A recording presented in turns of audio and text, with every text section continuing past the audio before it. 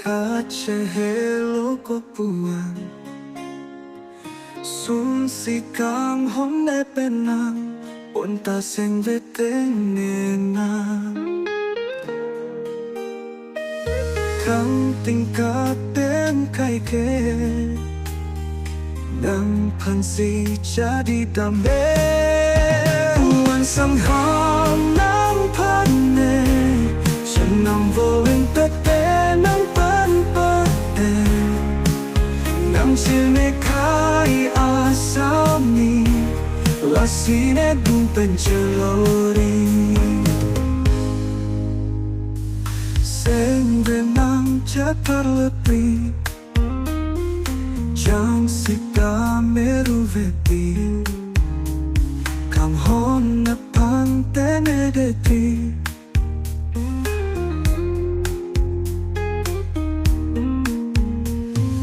Keliver lang roi benban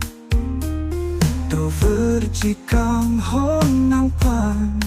Seme kang hon jut pune nang pan Seng krempe celo tu aso Celo veci na nang lo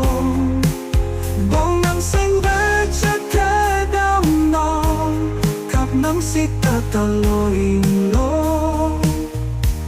Celo veci nang lo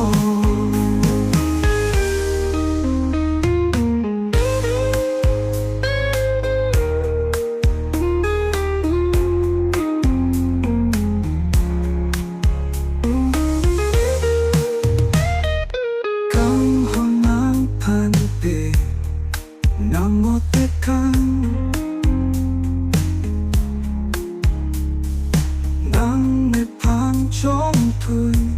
Cho bay seng nang de lo mo Kang hon nang pang pin si Nang o te kang Nang ne pang chong tui Cho bay seng nang de lo mo Kang hon nang pan pisi Nang o te kang Nang ne pan chong tui Cho bay seng man de lo no